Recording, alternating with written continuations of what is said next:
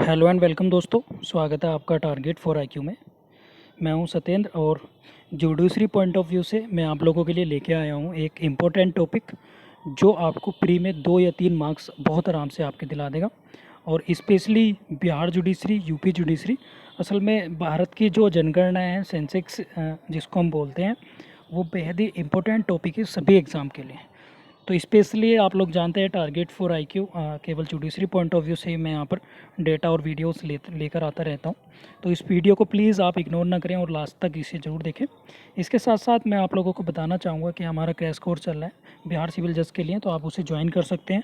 साथ में इस PDF को आप टेलीग्राम पर भी पा सकते हैं। तो हमारा पब्लिक ग्रुप है टारगेट फॉर आईक्यू, आप सर्च करेंगे तो वहाँ पर आपको मिल जाएगा। तो भारत की जनगणना की बात कर रहे थे। जनगणना का भी एक अतीत काल से अपना इतिहास रहा है, लेकिन इसका जो सबसे पहले इसका जो वर्णन मिलता है वो मिलता है कौटिल्य के अर्थशास्त्र में, तथा ये प्राचीन भारत की बात है। और अगर मेडिवल हिस्ट्री की बात करें तो अब्दुल फजल द्वारा रचित आईने अकबरी जो है, जो अकबर के ऊपर लिखी गई है, ये 1595 यानी 1595 में जनगणना का वहाँ पे भी उल्लेख मिलता है। लेकिन अगर मॉडर्न इंडिया की बात करें, मॉडर्न हिस्ट्री की बात करें, तो जो ब्रिटिशर्स थे उस समय, तो पहली जनगणना जो थी वो की गई थी 1872 में लॉर्ड मियो द्वारा, ठीक है। लेकिन इसको 10 वर्ष के बाद कंटिन्यू जो कराया था वो 1881 में कराया था लॉर्ड रिपिन ने। ये बहुत ही ज़्यादा इम्पोर्टेंट है आप लोगों के लिए। तो लॉर्ड मियो ने इसको स्टार्ट किया था, लॉर्ड रिपिन ने मतलब रिपल कराया, मतलब कंटिन्यू करा दी थी 1881 में। यहाँ पे ये 2 डेट आपको याद रखनी। उसी के बाद आज तक हर 10 साल पर जनगणना होती है भारत की। और ये 2011 की जनगणना हम लोग इसमें पढ़ेंगे, ठीक है। इसमें आप लोगों के क्वेश्चन ऐसे आते हैं कि क्वेश्चन इस तरह से पूछ लेते हैं कि निम्न में से कौन सा राज्य है साक्षरता दर इसकी सर्वाधिक है भारत में, यानी लिटरेसी रेट पूछ लेते हैं, सेक्स रेशियो पूछ लेते हैं, ऐसे इस तरह से पूछ लेते हैं। इस प्रकार 1872 की अगर जनगणना को शामिल करते हैं तो अब तक 15 जनगणना हो चुकी हैं। और स्वतंत्र भारत की जनगणना जो 1951 में हुई थी, इस जनगणना के जो आयुक्त थे वो थे RA गोपाला स्वामी, ठीक है। वीडियो आप लोगों को पसंद आए तो प्लीज़ चैनल को सब्सक्राइब कर सकते हैं, साथ में बेल आइकन प्रेस करके नोटिफिकेशन आप दबा लेना ताकि लेटेस्ट वीडियो और अपडेट आपको मिलती रहे। 2011 की जनगणना भारत की 15वीं जनगणना थी और स्वतंत्र भारत की जो थी वो 7वीं जनगणना थी।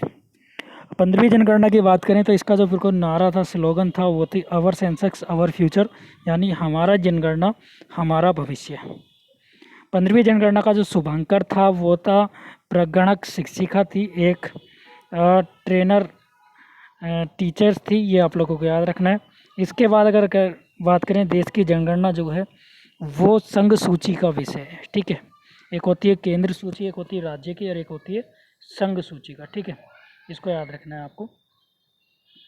इसके बाद एक होती है संघ सूची, एक होती है राज्य सूची, एक होती है समवर्ती सूची, ठीक है। तो संघ सूची का मतलब जो सेंट्रल गवर्नमेंट है उसी के अंतर्गत आने वाले विषय इसमें सम्मिलित होते हैं।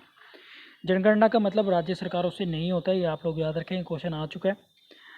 इसके बाद जनगणना संगठन जो केंद्रीय गृह मंत्रालय के अधीन आती है और गृह होम मिनिस्ट्री के अंतर्गत ही आता है, जिसका उच्चतम अधिकारी जो होता है भारत का महापंचायक रजिस्ट्रार जनरल होता है, और इसे जनगणना आयुक्त भी कहते हैं।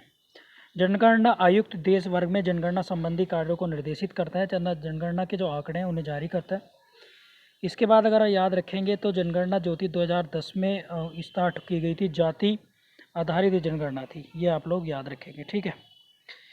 1931 के बाद पहली बार इसे स्वीकार किया गया था और 2011 सितंबर और 2011 के बीच में ये संपन्न हुई थी, ये लोगों को याद रखना है। जो जनगणना थी 2011 की, वो स्टार्ट हुई थी जून 2011 से और सितंबर 2011 में ये संपन्न हुई।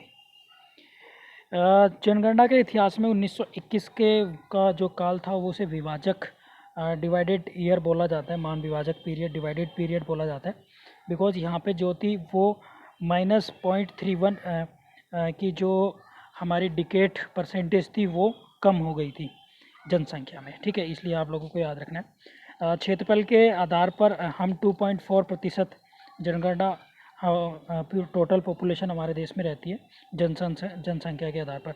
और भारत की जो जनसंख्या है वो कुल जनसंख्या है विश्व के आधार पर 17.5, और क्षेत्रफल के आधार पर जो हमने टोटल लैंड की अगर बात करें तो 2.4% हम एरिया पर रहते हैं, और इन्हीं एरिया पर अगर 100 व्यक्ति पूरे विश्व में है तो 17.5 हमारे देश में रहते हैं।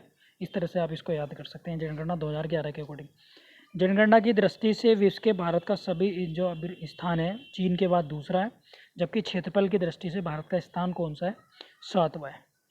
2011 के प्रमुख तथ्यों के बारे में बात कर लेते हैं। तो 2011 में 35 राज्यों और केंद्र शासित प्रदेशों में, 640 जिलों में, 5,924 उप जिलों में, 7,933 नगरों में और लगभग 6,40,000 गाँवों में इसको कवर किया गया था। 2011 की जनगणना देखें तो तेलंगाना के आंकड़े अविभाजित थे जब तेलंगाना नहीं बना था, और आंध्र प्रदेश 31 अक्टूबर 2019 को जम्मू कश्मीर और लद्दाख आंकड़े अविभाजित जम्मू कश्मीर राज्य को दिए गए हैं। ये तभी के डेटा हैं जब इनकी फॉर्मेशन नहीं हुई थी। अगर जनगणना की बात करें तो लगभग 121 करोड़ जनसंख्या है भारत की, जिसमें 62 करोड़ 32 लाख लोग पुरुष हैं, मतलब 51.47% और 50 लगभग 58 करोड़ 75 लाख हैं महिलाएं, यानी 48.53%। जनसंख्या वृद्धि दर जो रही है वो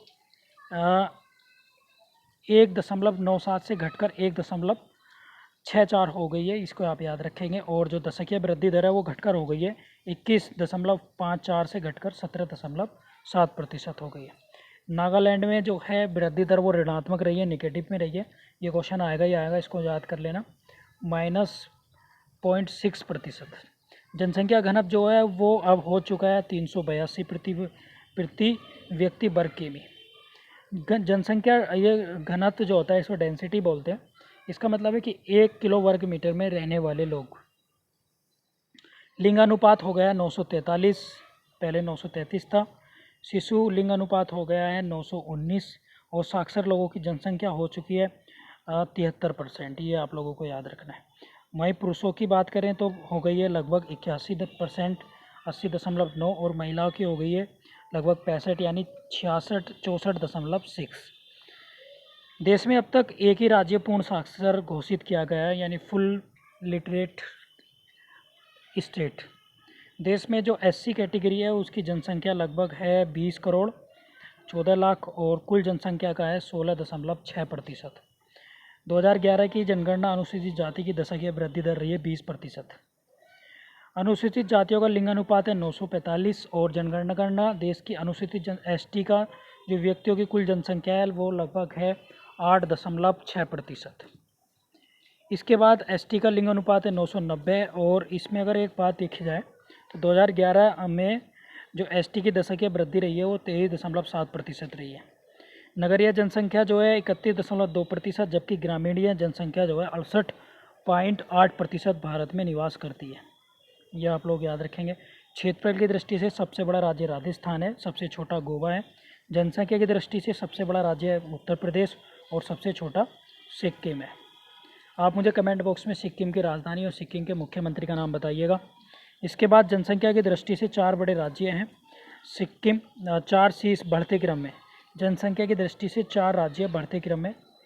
तो ये हैं आपके, पहला है सबसे बढ़ते क्रम में होंगे सिक्किम, सबसे कम, फिर उससे ज़्यादा मिजोरम, अरुणाचल प्रदेश और गोवा। पृथ्वी की भी निवास करने वाली जनसंख्याओं को घनत्व कहते हैं, यानी घनत्व मैंने आपको बताया था किसी स्थान की कुल जनसंख्या और किसी स्थान का कुल क्षेत्र।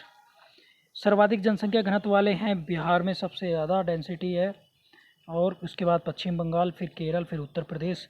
न्यूनतम की बात करें तो अरुणाचल प्रदेश में केवल 17 लोग हैं, मिजोरम, सिक्किम और नागालैंड। इसके बाद हम बात करें सर्वाधिक दशकीय वृद्धि वाले रहे हैं, जिसमें सबसे ज़्यादा परसेंटेज के हिसाब से पॉपुलेशन बढ़ी है, वो है मेघालय, अरुणाचल प्रदेश, बिहार और मणिपुर। इसके बाद न्यूनतम सबसे देखें सबसे कम बढ़ी है, मतलब इसमें तो और कमी हुई है, तो कम हुई है तो नागालैंड में -6% हुई है। इसके बाद केरल है, गोवा है और आंध्र प्रदेश है। पुरुषों की तुलना में महिलाओं की संख्या को लिंगानुपात कहते हैं, यानी महिलाओं की संख्या बटे पुरुषों की संख्या गुणा 1000, तो लिंगानुपात निकल आता है।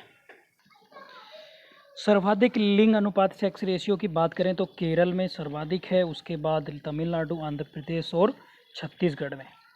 यानी इसका सीधा मतलब है कि 1000 पुरुषों पर 1084 महिलाएं हैं केरल में। इसके बाद न्यूनतम लिंग अनुपात, ये क्वेश्चन बहुत आता है। हरियाणा में सबसे कम है 79, इसको याद रखेंगे। फिर ये जम्मू कश्मीर, फिर उसके बाद है आपका सिक्किम और पंजाब। इसके बाद करें शिशु लिंगानुपात, तो शिशु लिंगानुपात में सबसे सर्वाधिक है अरुणाचल प्रदेश, मिज़ोरम, मेघालय, छत्तीसगढ़। और न्यूनतम में बात करें हरियाणा ही है, पंजाब, जम्मू कश्मीर और राजस्थान। अब बात कर लेते हैं साक्षरता की। तो साक्षरता होती है लिटरेसी। इसकी बात अगर हम बात करें तो 7 वर्ष या उससे अधिक आयु वर्ग के जो भी व्यक्ति होते हैं वो किसी एक भाषा को पढ़ और लिख सकते हैं, तो उन्हें साक्षर माना जाएगा। ठीक है। अब साक्षरता कैसे निकलती है? साक्षरों की संख्या बटे 7 वर्ष की आयु वाले जनसंख्या, तो गुणा 100, तो ये आपकी परसेंटेज निकल जाएगी। और ऐसे शीर्ष राज्य वाले हैं केरल है, मिज़ोरम है, गोवा और त्रिपुरा टॉप 4 पर आते हैं। और न्यूनतम की बात करें तो बिहार है सबसे कम, आप लोग याद रखना 61.8%। अरुणाचल प्रदेश, राजस्थान और झारखंड। सर्वाधिक पुरुष साक्षरता देखी जाए तो केरल में है, फिर मिज़ोरम, गोवा, त्रिपुरा में है। इसके बाद अगर महिलाओं की बात करें, पुरुषों की न्यूनतम बात करें तो बिहार में सबसे कम है अरुणाचल प्रदेश, आंध्र प्रदेश और हिमाचल प्रदेश। महिलाओं की बात करें तो सर्वाधिक केरल में ही है, मिज़ोरम, गोवा, त्रिपुरा में। न्यूनतम अगर बात करें तो वो कहाँ पर होगी? बिहार में, राजस्थान में, झारखंड और जम्मू कश्मीर में। शहरी और ग्रामीण जनसंख्या के परिदृश्य पर नज़र डाल लेते हैं और देखते हैं क्या है। तो टॉप सर्वाधिक जनसंख्या वाले 4 राज्य हैं जहाँ पर सर्वाधिक जनसंख्या ग्रामीण है, तो वो है आपका हिमाचल प्रदेश, बिहार, असम, उड़ीसा, 4 टॉप। और न्यूनतम 4 हैं, वो है गोवा, मिज़ोरम, तमिलनाडु और केरल। नगरीय जनसंख्या की बात करें तो सर्वाधिक है महाराष्ट्र में, फिर उत्तर प्रदेश में, तमिलनाडु, पश्चिम बंगाल। न्यूनतम बात करें सिक्किम, अरुणाचल प्रदेश, नागालैंड और मिजोरम पर।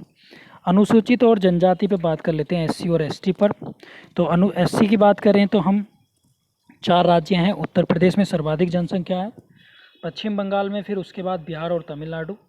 नागालैंड एवं अनुसूचित जनजाति वाले जो 4 राज्य हैं वो हैं घटते क्रम में, वो है मध्य प्रदेश। ये एसटी की बात हो रही है फ्रेंड्स यहाँ पे जनसंख्या के हिसाब से, और महाराष्ट्र, ओडिशा और राजस्थान। सर्वाधिक अनुसूचित जनजाति कहाँ पर है एसटी की? तो वो है मिज़ोरम में, प्रतिशत की बात चल रही है फ्रेंड्स ये, नागालैंड और मिज़ोरम अरुणाचल प्रदेश में। ठीक है। पंजाब और हरियाणा 2 ऐसे हैं जहाँ पर एसटी निवास नहीं करते हैं। केंद्र शासित प्रदेश के बारे में बात कर लेते हैं। तो यहाँ पर अगर बात करें तो दिल्ली में सर्वाधिक जनसंख्या वाला केंद्र शासित प्रदेश है, दूसरे स्थान पर है पांडुचेरी और तीसरे पे है चंडीगढ़। जनसंख्या लक्षद्वीप जो है वो सबसे कम वाला केंद्र शासित प्रदेश है। क्षेत्रफल की दृष्टि से सबसे बड़ा केंद्र शासित प्रदेश जो है वो अंडमान निकोबार द्वीप समूह, जबकि सबसे छोटा जो है वो लक्षद्वीप है। दादर नगर हवेली में 55.9% दशकीय वृद्धि हुई, जबकि लक्षद्वीप में सबसे कम 6.3% की दशकीय वृद्धि हुई। दिल्ली में 11,320 जनसंख्या घनत्व सर्वाधिक। केंद्र शासित प्रदेश की हम बात कर रहे हैं और सबसे कम है अंडमान निकोबार में 46। पांडुचेरी की अगर बात करें तो 1037 सर्वाधिक लिंगानुपात है, जबकि सबसे कम है 618 लिंगानुपात दमन और दीव में। दमन द्वीप और दादर नगर हवेली अब एक राज्य बन गया 26 जनवरी 2020 से। इस प्रकार टोटल केंद्र शासित प्रदेश जो हैं अब हैं 8। अंडमान निकोबार में 668 सर्वाधिक हैं शिशु लिंगानुपात और सबसे कम है दिल्ली में, ये आप लोगों को याद रखना है। लक्षद्वीप की बात करें तो सर्वाधिक साक्षरता जो है वो लक्षद्वीप है और दादर नगर हवेली जो है वो सबसे कम है। पुरुष साक्षरता भी लक्षद्वीप में ही है और दादर नगर हवेली में भी पुरुष साक्षरता सबसे कम है। महिलाओं की बात करें तो लक्षद्वीप में सर्वाधिक है और दादर नगर हवेली में भी सर्वाधिक न्यूनतम है। सर्वाधिक नगर जनसंख्या जो है दिल्ली में है और न्यूनतम अंडमान निकोबार में है। चंडीगढ़ में सर्वाधिक अनुसूचित जाति यानी एससी हैं, ये आप लोगों को याद रखना है। इसके बाद अगर बात कर लेते हैं कुछ इम्पोर्टेंट है तो अनुसूचित जाति लक्षद्वीप और अंडमान में निवास नहीं करती है। लक्षद्वीप में एसटी जनसंख्या प्रतिशत वाला केंद्र शासित प्रदेश और दादर नगर हवेली सर्वाधिक एससी जनसंख्या वाला केंद्र शासित प्रदेश है। तो फ्रेंड्स इस प्रकार से जनसंख्या का एक संपूर्ण समरी थी। आप इसको बहुत अच्छे से एक बार वीडियो को सुन लीजिएगा, सारी चीज़ें याद हो जाएंगी जो आपके डिस्प्ले पर भी दिख रही हैं समय समय पर। और आई होप आपको वीडियो बेहद पसंद आई होगी। Thank you so much. Comment करके ज़रूर बताना कैसी लगी।